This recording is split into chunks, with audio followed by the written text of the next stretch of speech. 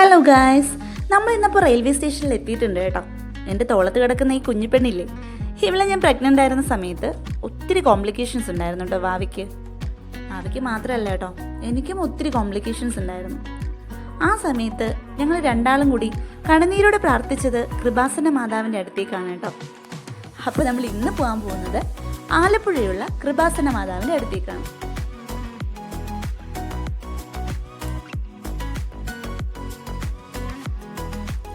അപ്പോൾ നമ്മൾ ട്രെയിനിലൊക്കെ കയറി കേട്ടോ. എൻ്റെ പപ്പയും അമ്മയും കുഞ്ഞപ്പനും കുഞ്ഞിപ്പെണ്ണും ഞാനും ഇച്ചനും കൂടെയാണ് ആലപ്പുഴ കൃപാസന മാതാവിൻ്റെ അടുത്തേക്ക് പോകാൻ പോകുന്നത്. അപ്പോൾ നമ്മൾ ട്രെയിനൊക്കെ സ്റ്റാർട്ട് ചെയ്ത് കേട്ടോ. ഒത്തിരി നാളായി കേട്ടോ ഈ ട്രെയിനിലൊക്കെ യാത്ര ചെയ്തിട്ട്. അതുകൊണ്ട് തന്നെ ട്രെയിനിലെ യാത്ര നല്ല ഭംഗിയായിട്ട് തോന്നി കേട്ടോ.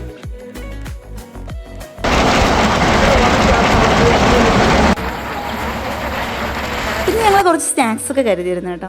കുഞ്ഞിപ്പെണ്ണ് ഇപ്പോഴും ഉറക്കം തന്നെയാണ്. കുഞ്ഞിപ്പനിവിടെ ഭയങ്കര സംശയമാണ് കേട്ടോ അവൻ്റെ അപ്പാപ്പനോട്. ഈ ട്രെയിനൊക്കെ കയറി കെട്ടിയാണോ വലിക്കുന്നത് എന്നൊക്കെയാണ് അവൻ്റെ ഇപ്പോഴത്തെ സംശയം. ഈ ട്രെയിനിൽ ഇരുന്ന് ഈ കായലൊക്കെ കാണാൻ ഒരു പ്രത്യേക വൈബാണല്ലേ.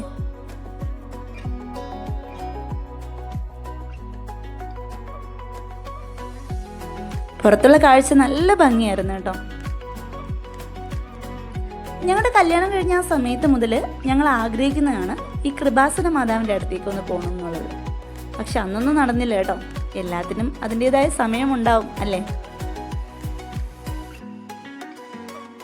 പിന്നെ ഞങ്ങൾ സ്നാക്സ് ഒക്കെ കഴിക്കുകയാണ് കേട്ടോ.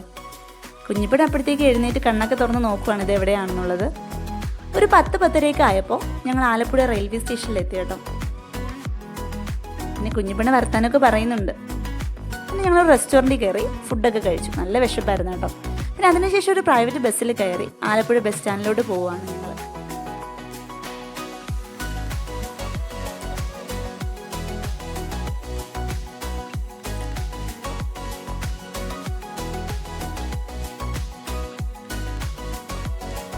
പിന്നെ അതിനുശേഷം ഞങ്ങൾ കലവൂർ ബസ്സിൽ കയറി കേട്ടോ. നേരെ പോയത് കൃപാസനത്താണ്. ഇതാണ് കൃപാസനത്തിൻ്റെ ഔട്ടർ വ്യൂ. നല്ല വെയിലായിരുന്നു കേട്ടോ. കുഞ്ഞിപ്പെണ്ണും ഉറങ്ങി.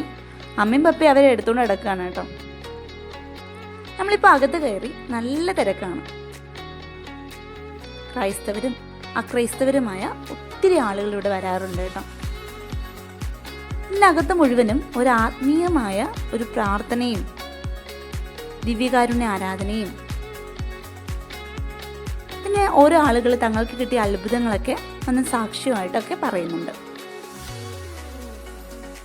അച്ഛനിവിടെ ഓരോരുത്തരുടെ തലയിൽ കൈവച്ച് പ്രാർത്ഥിക്കുന്നുണ്ട് കേട്ടോ. അപ്പം ഞങ്ങളും ഞങ്ങളുടെ ആവശ്യങ്ങളും ആഗ്രഹങ്ങളും ഒക്കെ പ്രാർത്ഥിക്കുന്നുണ്ട്. പിന്നെ ഈ സിൽവർ കളറിൽ കാണുന്ന മാതാവിൻ്റെ സ്റ്റാച്യു ഇല്ലേ, ഇവിടെയാണ് 2004 ഡിസംബർ 7 പരിശുദ്ധ മാതാവ് പ്രത്യക്ഷപ്പെട്ടത്. ഒത്തിരി ആളുകൾ ഇവിടെ വന്ന് പ്രാർത്ഥിക്കുന്നുണ്ട് കേട്ടോ.